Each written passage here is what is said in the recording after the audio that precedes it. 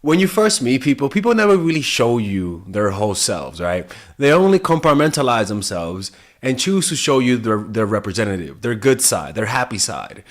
And what tends to happen is that over time, this facade cracks, this facade breaks, and it breaks because of two things: time and pressure. All right, and unfortunately, when we are meeting people, we tend to focus on appearances a lot more than on what they're actually showing us. And as a result, we tend to get deceived, we tend to get manipulated because we fall for the halo effect. If they're pretty, if they have one positive trait here, if they're Buddhist, if they're religious, and then it means that all the other personality traits are aligned. When in reality, when you really observe yourself and others, you tend to notice you have a lot more contradictions than consistencies. You are a lot more hypocritical than you really think you are if you really observe what you value versus what you do. So when you first meet people, your natural compulsion is to find a fixed image. We're all trying to find patterns, and we're all trying to create a consistent, fixed version of people, so that we can stop thinking too much, so that we can stop analyzing too much, so that we don't have to be confused. Because when we're first getting to know people, it's more of a fuzzy, confusing experience, because we're trying to solve the puzzle, right? And a lot of people just don't like that. A lot of people don't like to observe. A lot of people don't like to pay attention. And the reason why is because they're just so lazy. They're lazy socialites. They're lazy humans. They're so self-absorbed that they just want to make a quick judgment on people so that they can go back and pay attention to them. And as a result, they tend to get played. They tend to get manipulated. They tend to be shitty people to be around with because they rarely pay attention to you. They rarely noticing the details of you, and you tend to resent that. And we're all making that mistake. Most people are rarely interested in other people, rarely pay attention. So let's talk about what are those things that you have to pay attention to, because people rely on your laziness to hide these things. They rely on it, right? So these are the things, right? The first one is that it's not even the first one. It's actually it's one thing that comes with a lot of things. People hide their emotional vulnerabilities. Emotional vulnerabilities are parts of yourself and themselves that are underdeveloped, are parts that they have no control over their compulsion. There are some parts that they have developed that they have some control over, and they use that as a facade, and they use that as a mask that fuses with their real selves, right? But what tends to happen is that time and pressure breaks that. And the problem when that happens is that rather than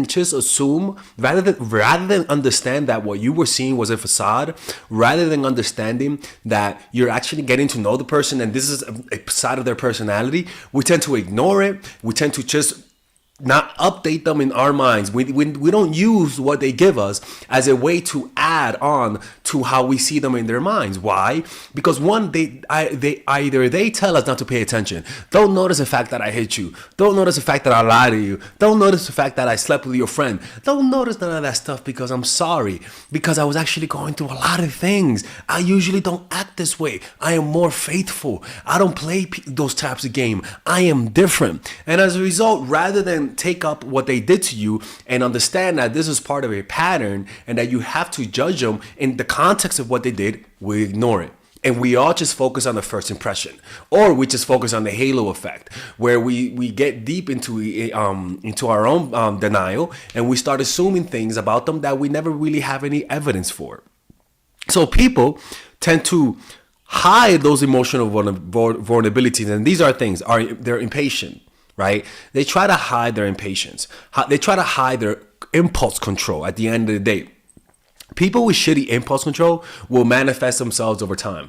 They'll cheat on you. They'll lie to you. They'll be addicted to things that you didn't know before. They'll have shitty finances. They make shitty long-term decisions when they have no impulse control.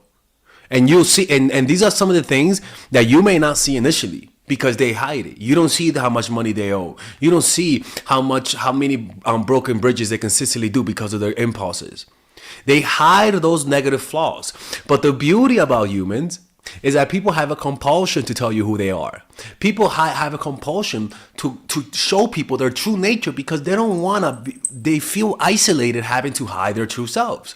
So what tends to happen? As a way to release the pent up tension, humans tend to leak out information. Either verbally or non-verbally. And if you're not pay, if you are paying attention, you're gonna notice those leaks because they want you to pay attention unconsciously. So you might notice that when they go out with you, they spend a lot of money compulsively, and you're like, okay. Or when you go out with them, they get really drunk with you, and they just say it was just a one-time thing. Or they go to raves consistently, and they just say, oh, that's just I play hard and work hard. Right? Or they get really aggressive at you canceling a date. Or they get really aggressive at you criticizing them. Those are emotional vulnerabilities where they can't control those emotions, and they tend to act out their real selves when those things happen. And what they hope that you do is that you ignore what just happened, that you look the other way, and that you assume this is just a one-time thing. I'm not like that. I'm actually more calm. This was a bad moment. When in reality, you shouldn't just say, judge them and say fuck you, but understand, hold that puzzle and always look at it so that you could use that information to create more contacts based on the information they give you. What tends to happen is that we tend to fall in love with the wrong version of them. After 2 or 3 months is when people actually start to show you who they are, when you're first getting to meet them. After 2 or 3 months, they show you their compulsions, they show you their dark side, they show you their flaws, and the way that it comes out is because they just get comfortable with you. You see, people are polite to strangers. But the more they get to know you, the more comfortable they get, the more rude they become. They become more comfortable around you. So that's why after 2 or 3 months is when you start to see how psychotic they are, how inconsistent they are. Like, time will tell you their story. The problem is that do not be fooled by how they look. Do not be fooled by the impression that you initially had of them. Like, some people come across as they're not manipulative. They come across as weak and incapable of taking care of themselves. You try to help them, and then they use that emotional vulnerability as a way to manipulate you, as a way to gain power over you. And if you just keep assuming that they're weak and helpless, you're not going to notice how much power and control they have over you through their weakness. You should continually update that. People genuinely, and I think these are the most toxic people. People who use their problems, their vulnerabilities as a way to gaslight you and control you and guilt you into submission. That's why even when you get to know people, within the first 2 or 3 months, you have to be willing to eject. Because a lot of the times, after a month or 2 or 3, or after they know how much you like them, that's when they start showing their real side. After they know that you emotionally depend on them, after they know that you have invested a lot of emotions on them and that you're not willing to leave, that's when they begin to show you their true self. Once they know you are dependent on them. And what does that say? It shows you how they deal with power. Unfortunately, with people, you could fall in love with someone, and once you do that, they'll start showing you another side. And unfortunately for you, you have no other choice but to walk away. If you stay in that situation, you're asking to get fucked. You're asking to get played. You have to learn the art of detaching yourself, like almost as though you're detaching a limb that's cancerous. Even though it's your limb, even though it's gonna hurt, you have to detach it. Some people are literally create cancer cells within us. And that's the tricky part, is that you could know someone for 2 or 3 months. For 2 months. And something magical happens after like 2 or 3 months, that you just start seeing another side. Or maybe, initially when you get to know people, the high of the chemistry, the high of the newness, tends to blind us from their negative traits, right? And we all can sense how that makes sense, right? Like, that makes a lot of sense to feel to ignore their negative trait. Evolutionarily, that's perfect, right? That's how humans sort of get together, right? It's not a logical thing, but this creates blind spots. And this is the part that, like, I was talking to a client, and she told me that everything was perfect, but after like 4 months, the guy just started being inconsistent. He started canceling. He started being an asshole to her. Started having arguments for no reason, and she was like, I don't know why he's acting this way. It's not him. I'm like, no, it's him. You're just getting to know him now, finally. And that's the part that confuses people. It's like they want to believe in what they saw initially. You as a human being have a need to believe. But you got to understand, they also have a need to hide certain parts, right? They know that there are parts of them that are not socially acceptable, so they try their hardest to hide it from you. And it's your job to detect it. It's their job to hide it, and it's your job to be able to detect the bullshit. And if you're not good at detecting other people's dark side, at detecting other people's emotional weaknesses and emotional vulnerabilities, and I don't mean emotional weakness as a way to manipulate them, but if you understand that this person has no impulse control, that's an emotional weakness that you don't want to be close to, that you want to stay away from them. Those are the types of things you want to be aware of, those emotional vulnerabilities, because those emotional vulnerabilities will eventually end up attacking you and hurting you in the long run. It's best to stay away from people like that because nothing good happens. All right?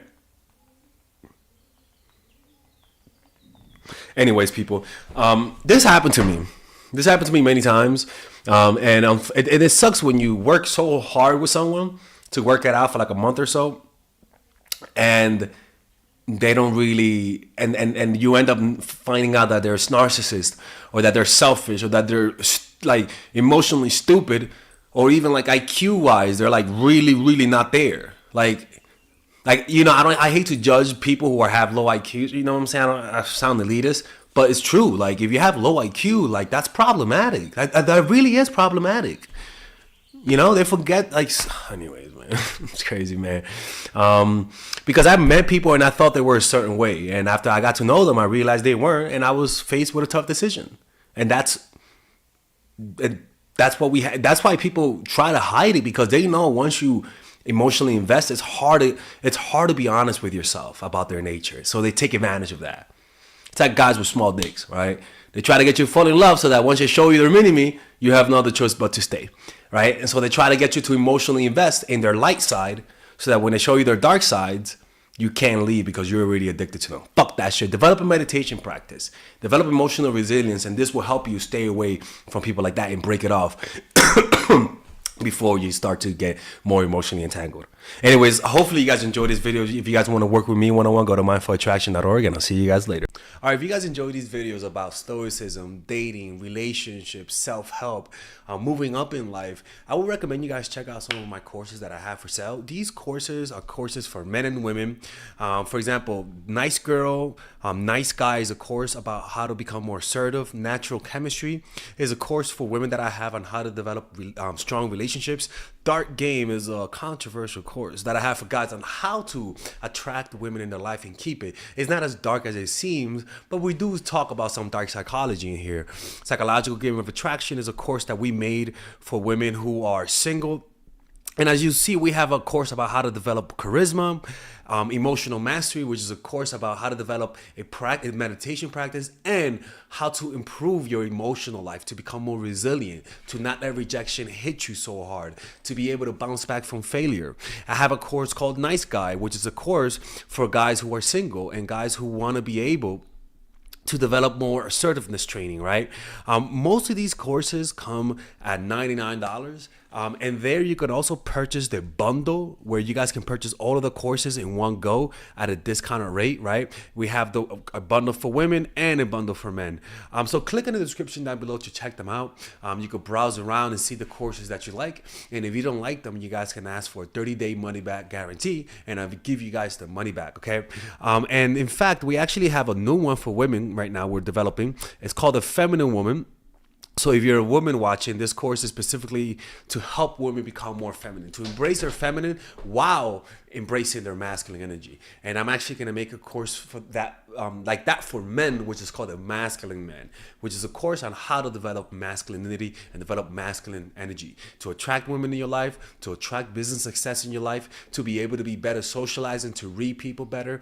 It's truly an all-around course. So if you guys want to check out those courses, click on the description down below where it says purchase the courses, and I'll see you guys inside. Bye-bye.